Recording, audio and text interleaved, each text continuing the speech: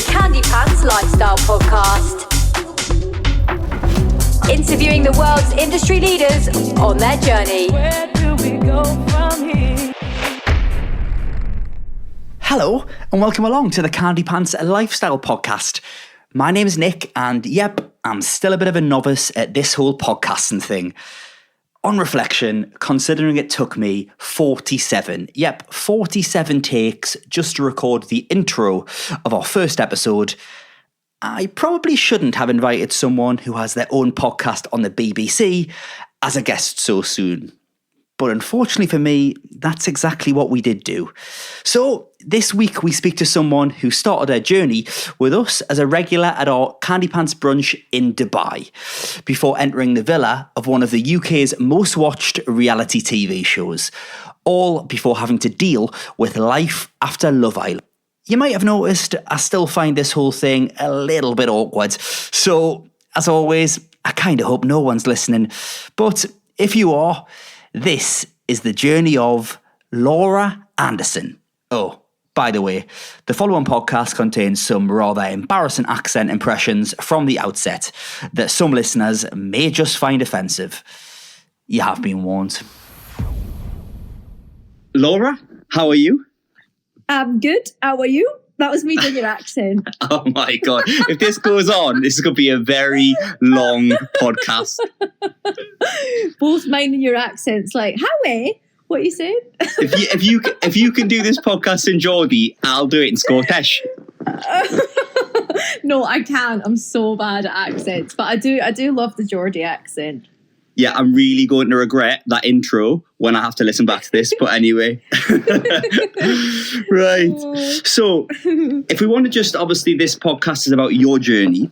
So if we go back to the beginning, do you want to tell us a little bit about what you were doing before and then how you ended up on Love Island? I mean, I was just that regular girl in Dubai working for Emirates, just living the dream, and, says I was going to come out for a year, and you end up just staying forever, don't you? Dubai is just such an amazing place, and you just get engrossed in that lifestyle. And I think we were all just so lucky. But after 8 years, it just came to a point where I was having no luck with men. And, I was like obsessed with Love Island. I loved watching it every year. And I thought, I'm just going to apply. So I decided I was going to make this video. I was going to apply. And to be honest, it took me quite a while to make this amazing audition tape. I don't know if you've seen it. It's on my Instagram. But yeah, and I just got really into it. And then literally sent it off. 2 days later, had a phone call. Can you come to London? And I was like, wow, I can't actually believe this is happening. And gosh, that was 2 years ago next week, because it was 2 days before my birthday.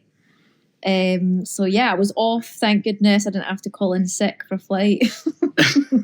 And I just jumped on a plane. I was on my annual leave, jumped on a plane, went and met all these execs. And it was quite late on as well in the show. So I applied probably the last week before it closed. So usually they have people kind of set up months and months in advance, even from the previous year, who didn't make it on, the year before. So I was really, really lucky, and everything just kind of fell into place. I think it was just kind of meant to be. So we've all woken up after a night out and you've got that, oh God, where's my phone? What messages have I sent? What's on my story? And it is a fear, a whole new level of fear. What on earth? I'm like, what are you going to say? What have I done? Is that moment when you've come out of Love Island and you get your phone back and you've been on national TV for weeks? I mean, it wasn't even just that moment. I thought about it every day. I was so aware of not having my phone, and, you miss your friends and family so much, and you're just engrossed in your own little bubble. I think people say Dubai is a bubble, but oh my goodness, Love Island, that villa is such a bubble, and you've got absolutely no idea. I remember the World Cup was on, all the boys kept asking, what's happening? We had no idea. And yeah, the final night was just honestly one of the best nights. It was such a buzz, because it's live TV. And then they gave me my phone, and I remember they gave me my purse. And I was like, oh, I'm not, I'm not used to having like my handbag or like paying for food or getting myself a taxi. It was just so weird. And it was a bit of a blur because I don't really remember. I just remember my phone not really working. And it was all kind of blocked and people were using theirs and I was getting really annoyed. I was like, why is mine not working? Like, there's so many messages coming in. And do you know what? I didn't even look at like my Instagram. I didn't even look at my followers. I didn't check any of that. It wasn't on my mind. I just wanted to phone, like my best friends. So I remember, because I still have my Dubai SIM. It's on my phone. And I remember saying to the producers, is there Wi-Fi? Is there Wi-Fi in the villa? My bill's going to be through the roof. Yeah, no, but it was like, literally, I'd been in this villa for 2 months and I'd never, obviously, been able to use the Wi-Fi. And like, yeah, the password's this. And I was like, oh my goodness, I imagine I'd known that the whole time. But so I think I rang one of my friends or FaceTimed them. It was just such a blur. And that was probably the first night that we got to let loose and get drunk. So I just got absolutely trashed. Like it was such a blur, honestly. Not like you. I mean, to be honest, the scarier bit wasn't really getting my phone. It was more, when the parents come in, kind of like 1 or 2 weeks before the end, that was kind of, even though they're not really allowed to tell you anything, that was quite important to me because I just really wanted, my dad and my sister, who still lives in Dubai, to kind of be proud of me. And I could tell from their reaction, they just seemed really happy. So that was kind of already my little moment of, okay, I think I've done not too bad. I'm not a hate figure. Yeah, like, and you kind of like, as the weeks go on, you think, okay, I'm still in. So maybe people don't hate me. So yeah. And then what is it like when obviously it suddenly sets in that there's life after Love Island and you've now got all these followers and you kind of know, and what's that? Was that sinks in? I don't think it has yet, to be honest.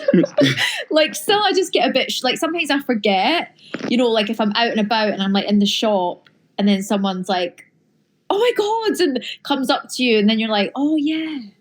People know who I am, or even like walking the dog, people know that my dog's called Buddy, so people will be like, oh look, there's Buddy, and I'm like, how the heck does she know the name of my dog?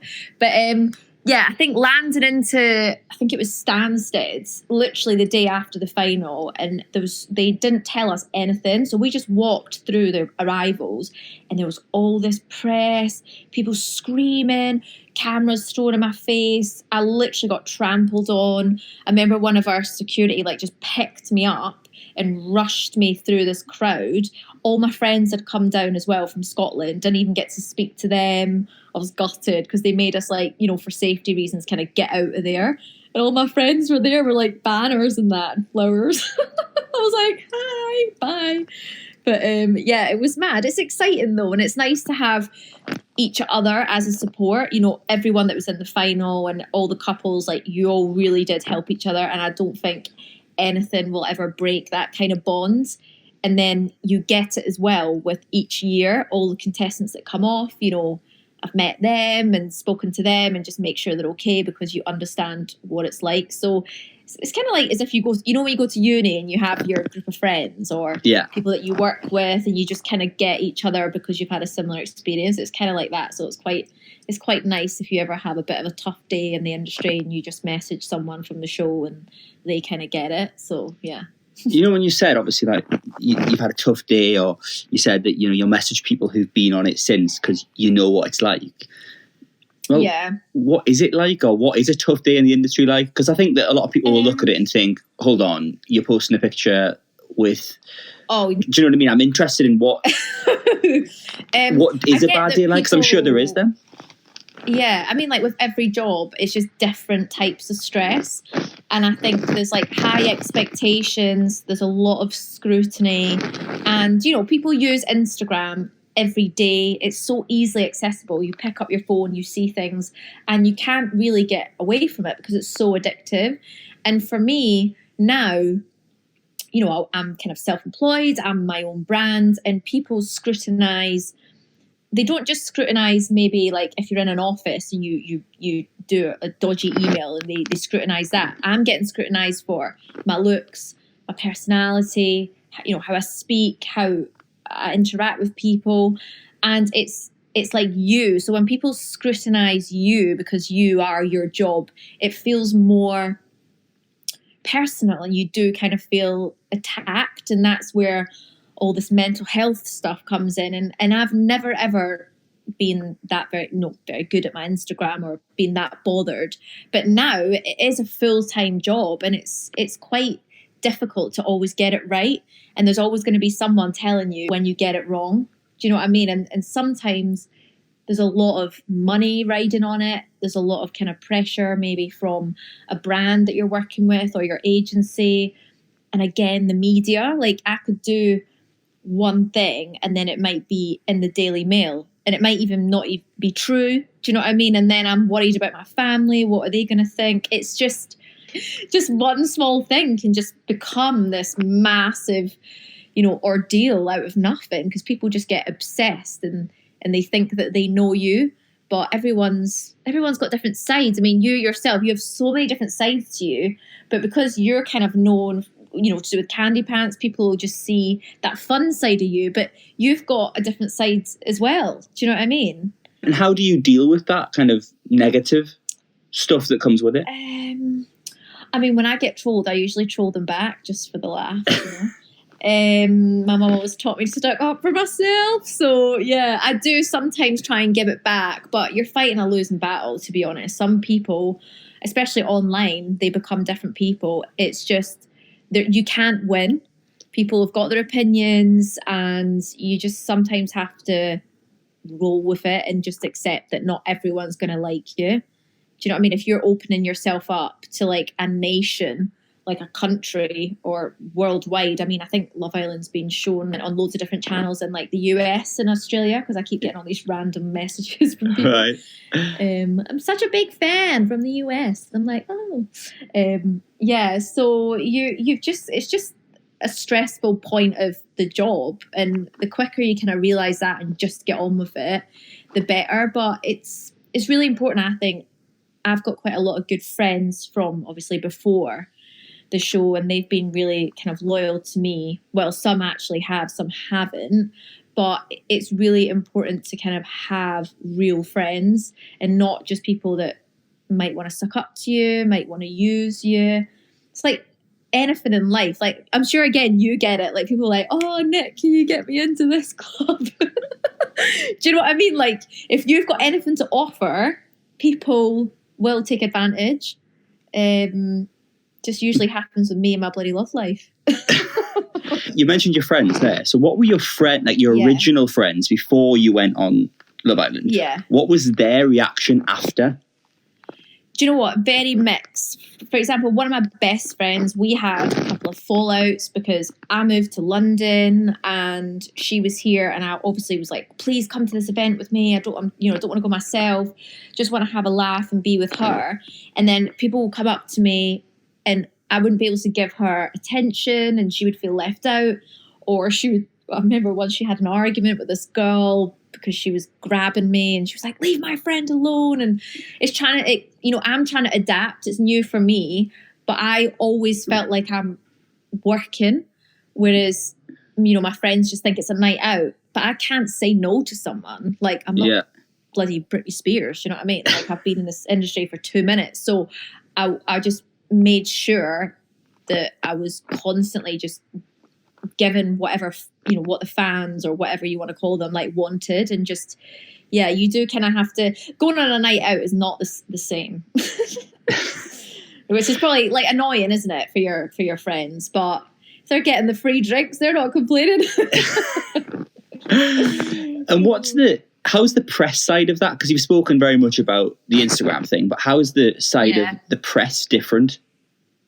The thing is with the press, like, it's died down. I can see how when I first moved to London, the paparazzi would be outside my flat. I think they followed me home from an event. So as soon as you get followed, then all the paparazzi tell each other where you live. So if anything's going on in your life, they're there waiting to get a photo of you, like when you step outside your house. So that was quite difficult because, I mean, they were there all the time. So I would step out and feel, I'm walking the dog. I don't want to have to put makeup on.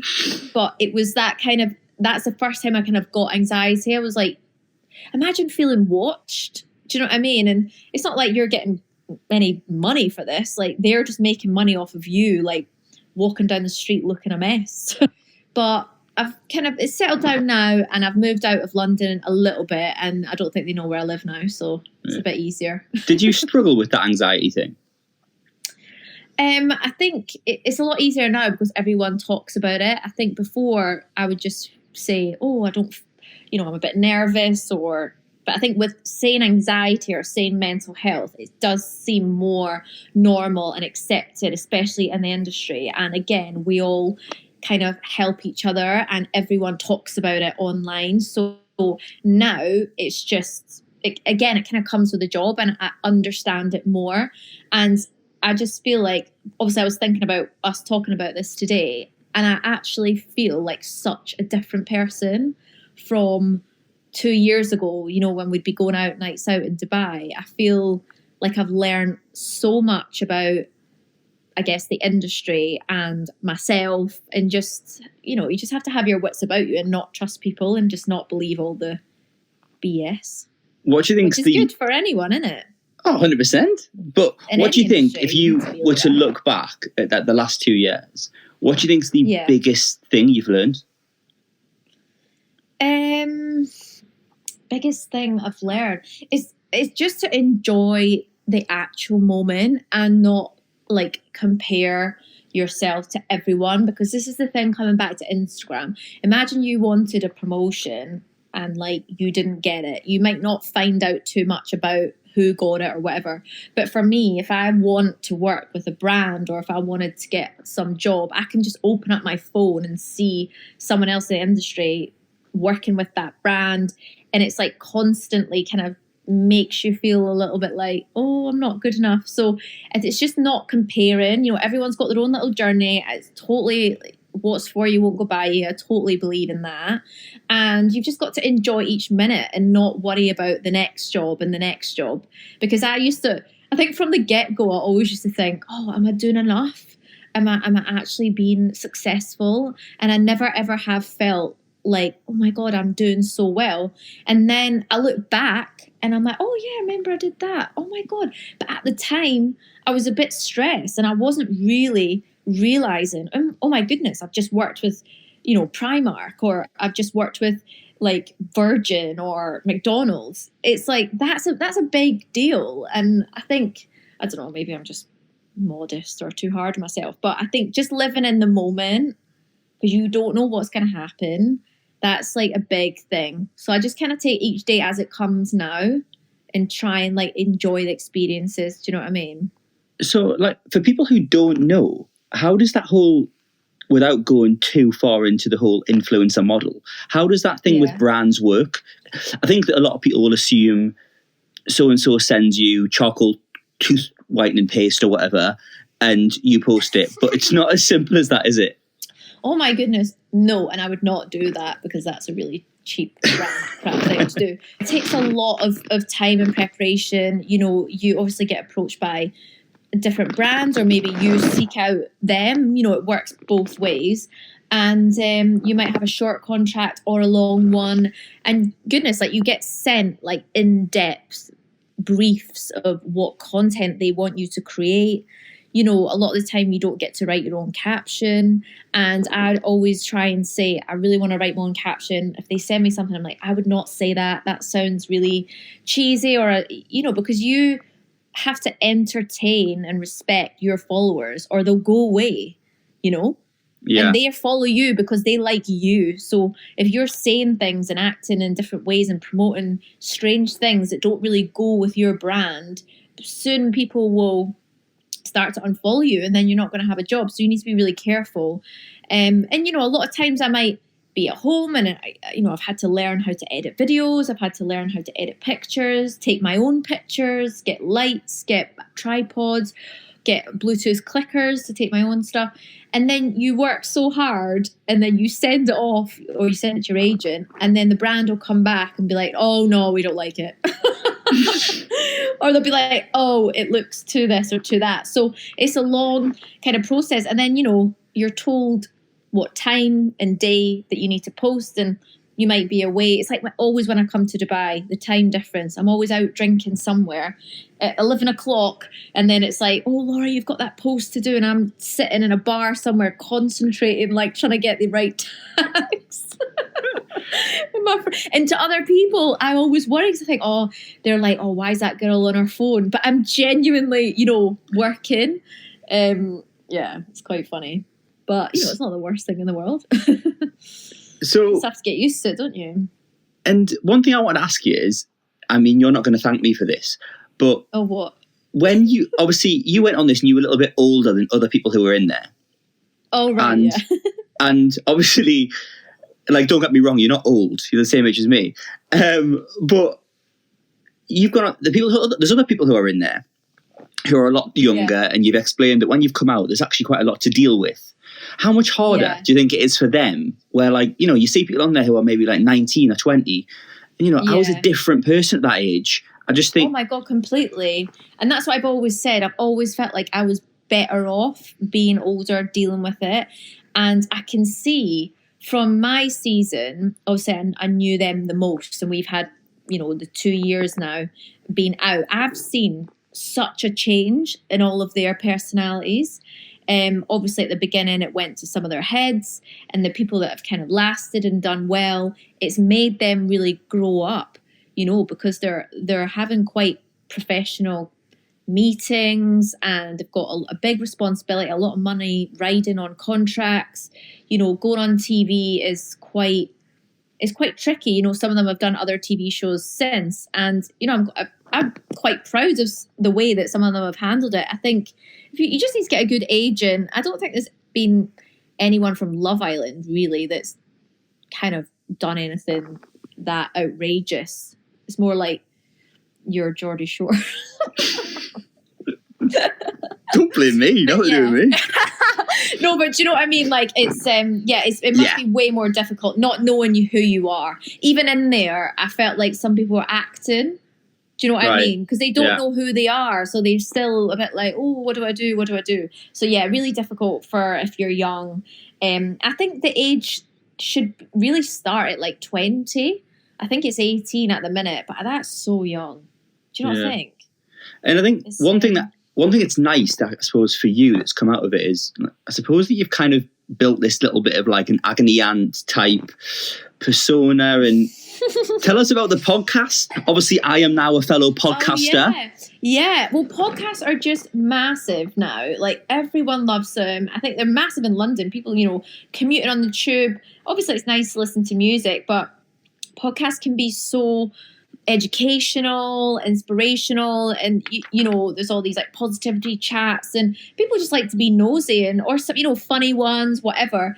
So I started a podcast with the BBC like pretty much straight after I came out of the villa, maybe like 5 months after, and it's with young people, so mainly kind of teenagers.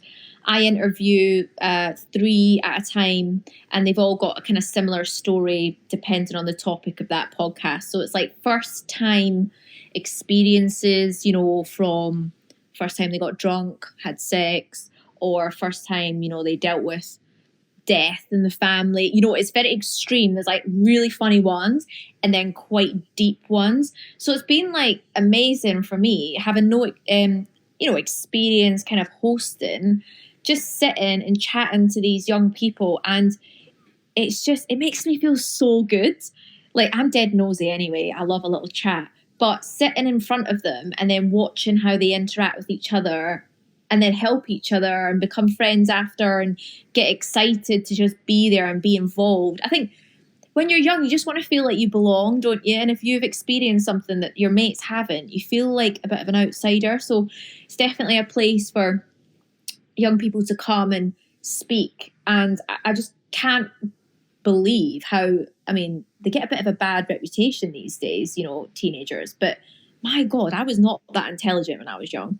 Like, they are really just blow my mind how intelligent they are. I mean, we did one about your first big achievement or something like that. And there was like a boy who was quite young. I mean, maybe 18. He'd like sailed across the Atlantic, and this girl started a charity, and this other girl did something else and raised all this money. And I was like, guys, I feel like I've not really done much in my life.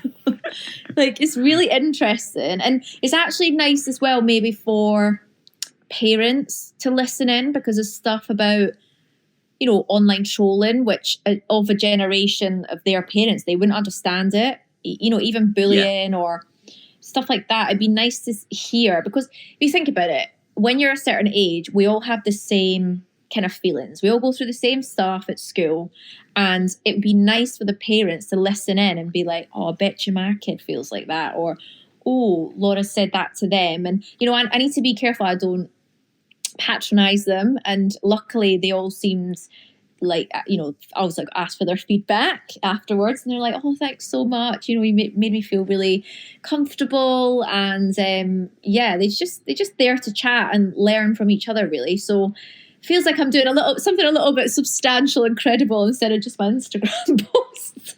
So what's your feedback on this podcast so far? How am I doing? You're doing really good. I feel like I'm talking too much. No, the idea is that it's about you, not me.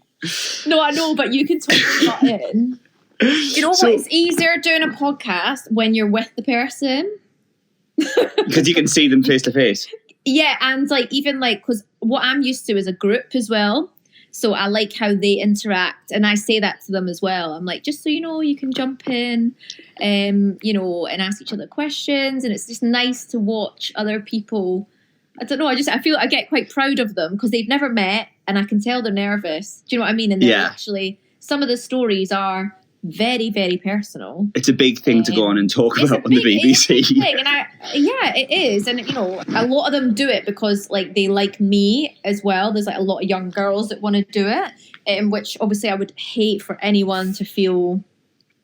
It just makes me feel dead uncomfortable when people get nervous around. I'm just like, are you joking? Like, it's just me. So I just always try and like have a bit of a laugh with them before, and just everyone needs to just chill, because then, you know, their personality comes out then. But no, you're amazing.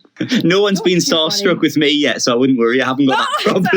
I didn't mean it like that. Oh my God. Right, come on then. What else have you been up to? What else have you done since Love Island? I mean, just as I say, working with different brands, and I've got my nail range that I did with an Irish brand, which is cool. And then, because you know how I used to be a hairdresser. Yeah. Did you know that? I didn't know that, but go on. Yeah, like I've always wanted to have my own hair extension brand. So that's something that's taken quite a lot of time, because I just kind of done it like myself. Because I think you need to get into like building your own kind of business, don't you? You know, it's not just about advertising other brands. You want to create your own brands. Because you know yourself, you've got kind of, maybe it's the wrong word, but like a shelf life, haven't you, on that you get a window of an opportunity. Yeah, it depends what you like want to do. I think if you're doing more reality TV, then great, you're going to keep getting more followers, and you know, when you're hot, that's when people want you. But if that dies down, and because Love Island is, you know, once or twice a year now, and so many people come off the show, big personalities, you've got that competition is rife, you know. It's what's that like? So when suddenly new ones come out and you're like, oh, she's a bit like me. Yeah, I mean, I had a bit of hate from, like, I could tell from certain people that, you know, when I came off, but I made sure that I didn't do that to anyone.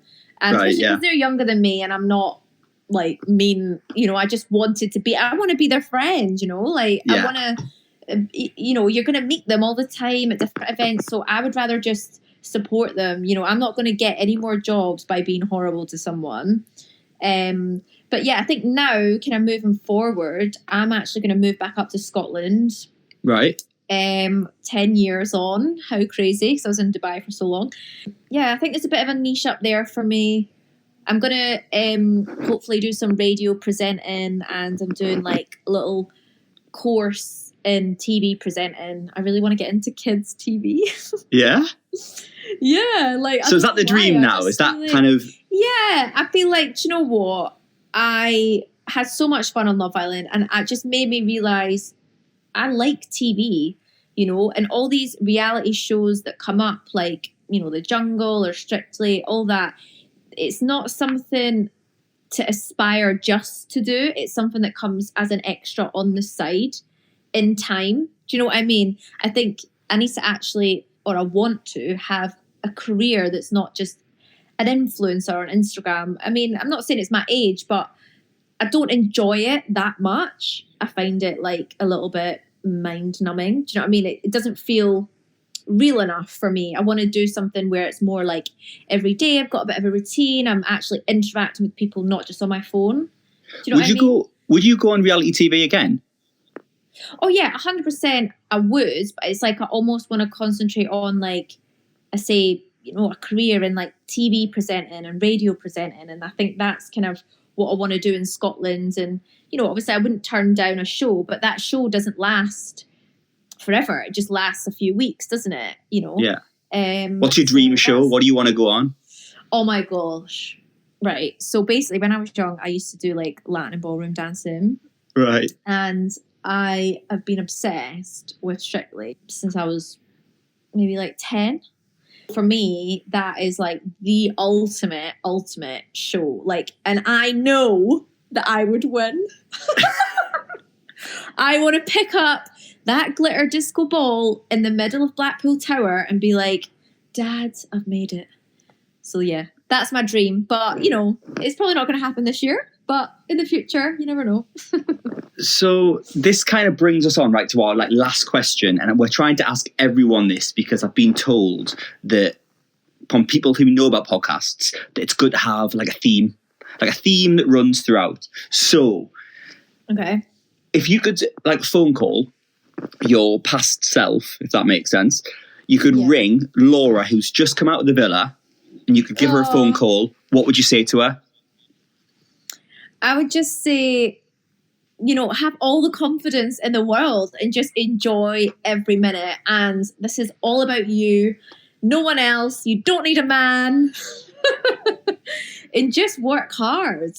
Honestly, like, I feel like I've learned the right thing at the right time, and I think everything's happened for a reason. But it's just enjoying the moment and having that confidence and not doubting yourself, because you get people sucking up your arse, but you also get people putting you down if they get, you know, a bit jealous or a bit whatever. So yeah, just enjoy every minute, really. So, if you're wondering why the episode stops just there, I'll just be honest. We're recording these episodes via Skype, and Laura's postman arrived, her dog then went mental, and my novice editing skills just cannot edit out that kind of thing. I've thought about this, and something tells me Piers Morgan doesn't have these kind of problems.